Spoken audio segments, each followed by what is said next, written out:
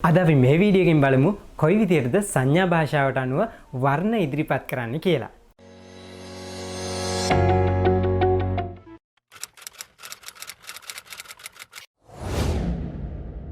ඉස්සෙල්ලාම අපි බලමු වර්ණ කියන සංඥාව කොයි විදිහටද ඉදිරිපත් කරන්න කියලා. Tamanගේ හුරුවතේ මැදගිල්ල සහ මෙන්න මේ විදිහට මාපටගිල්ල මෙන්න මෙහෙම කරමින් අපේ මුහුණ වටේට මේ අත කරකවන්න ඕනේ. මෙන්න මේ වගේ.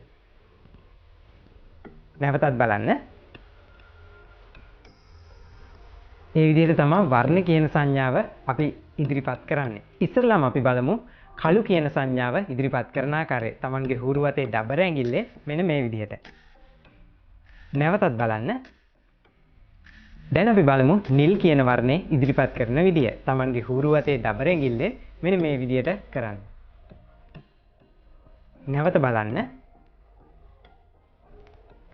ඊට පස්සේ අපි බලමු දුඹුරු කියන සංඥාව ඉදිරිපත් කරන්නේ කොයි විදිහටද කියලා.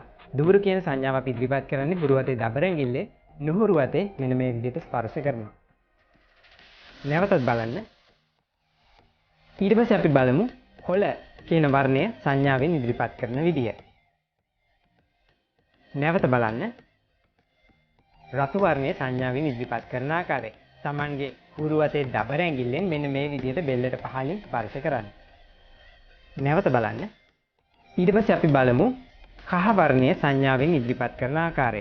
කහ වර්ණය අපි සංඥාවෙන් ඉදිරිපත් කරන්නේ මෙන්න මේ විදිහටයි.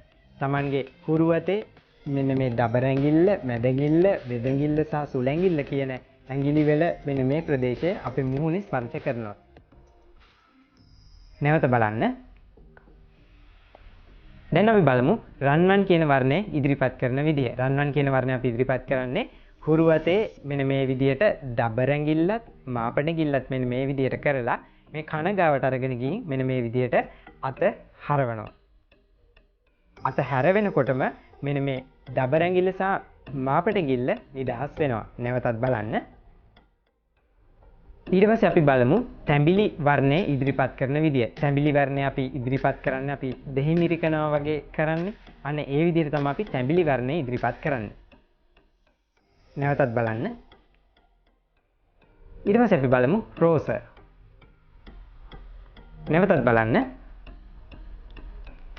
ඊට පස්සේ අපි බලමු අලු වර්ණය සංඥාවෙන් ඉදිරිපත් කරන විදිය. අලු වර්ණය අපි සංඥාවෙන් ඉදිරිපත් කරන්නේ Tamanගේ හුරුවතේ ඩබර ඇඟිල්ල මෙන්න මේ විදිහට අරගෙන මේ නහයට පහලින් අපි මෙන්න මේ විදිහට කරනවා. නැවතත් බලන්න. ඊට පස්සේ අපි බලමු රිදී වර්ණය සංඥාවෙන් ඉදිරිපත් කරන ආකාරය. නැවතත් බලන්න. ඊට පස්සේ අපි බලමු දම් වර්ණය සංඥාවෙන් ඉදිරිපත් කරන විදිය. නැවතත් බලන්න. සුදු වර්ණය සංඥාවෙන් ඉදිරිපත් කරන විදිය. නැවතත් බලන්න. සයන් කියන වර්ණය සංඥාවෙන් ඉදිරිපත් කරන විදිය. නැවතත් බලන්න. මැචෙන්ටා කියන වර්ණය සංඥාවෙන් ඉදිරිපත් කරන ආකාරය. ඉංග්‍රීසියෙන් අක්ෂරය මේ විදිහට පෙන්වුවා. නැවතත් බලන්න. දැන් අපි බලමු තද සහ ලා වර්ණ කොයි විදිහටද ඉදිරිපත් කරන්න කියලා. තද කියද්දී ඉංග්‍රීසියෙන් අපි මේ පදේ කියන්නේ dark. එතකොට අපි ඒකේ ඉංග්‍රීසි D අක්ෂරය තමයි මේ සංඥාව ඉදිරිපත් කරද්දී යොදාගන්නේ. මෙන්න මේ විදිහට තමයි අපි ඉංග්‍රීසි D අක්ෂරය පෙන්වන්නේ. ඒ සයින් එක අපි පෙන්නකොට මෙන්න මේ විදිහට කරලා Tamanගේ ඔළුව චුට්ටක් වම් අත පැත්තට මෙන්න මේ විදිහට පර වෙනවා. නැවත බලන්න. ලා කියන සංඥාව ඉදිරිපත් කරන විදිය. නැවත බලන්න. දැන් අපි ඉක්මනට බලමු අද ඉගෙනගත්ත සංඥා ටික කොයි විදිහටද ඉදිරිපත් කරන්න කියලා.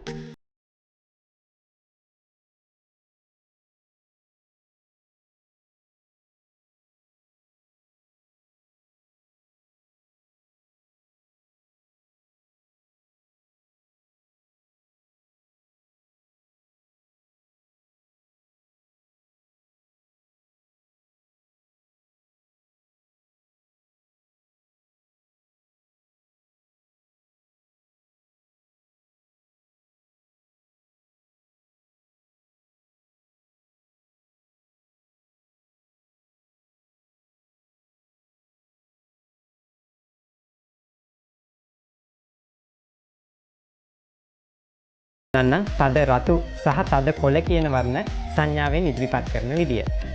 අපි එතකොට තද කියන සංඥාව ඉදිරිපත් කරන්නේ ඉංග්‍රීසි හෝඩියේ D අක්ෂරය. රතු. නැවතත් බලන්න. ඊට පස්සේ අපි බලමු තද කොළ කියන වර්ණය සංඥාවෙන් ඉදිරිපත් කරන ආකාරය. නැවත බලන්න. ලා නිල් පාට සංඥාවෙන් ඉදිරිපත් කරන විදිය. ඊට පස්සේ අපි බලමු ලා තැඹිලි පාට කියන සංඥාව ඉදිරිපත් කරන විදිය. මේ වීඩියෝ එකත් එක්ක එකතු වෙන හැම කෙනෙක්ටම ගොඩක් ස්තුතියි. මම හිතනවා අද මේ වීඩියෝ එක ඔයාලට ගොඩක් වැදගත් වෙන්න ඇති කියලා. මේ ගැන ඔයාට මොනවා හරි අපැහැදිලි තැනක් තිබුණොත් මතක ඇතුව පහලින් කමෙන්ට් කරන්න. ඒ වගේම ඔයාගේ අදහසත් කමෙන්ට් කරන්න අමතක කරන්න එපා. වීඩියෝ එක හොඳ නම් ලයික් බටන් එක ප්‍රෙස් කරලා අනිවාර්යයෙන්ම ලයික් කරන්න. තාමත් මගේ channel එකට ඔයා අලුත් නම් පහතින් තියෙන රතු පාට subscribe button එක press කරලා ඊට හැපැත්තේ තියෙන bell icon එක click කරොත් විතරයි මම මේ වගේ දාන videos ඉක්මනටම ඔයා ළඟටම ගෙන්න ගන්න පුළුවන් වෙන්නේ. මම සම්බන්ධ කරගන්න පුළුවන් social media වල links මම පහළ description එකේ දාලා තියෙනවා. ඒවට ගිහින් follow කරන්න, like කරන්න. මේ වගේම තවත් වැදගත් video එකකින් අපි නැවතත් හමු වෙමු.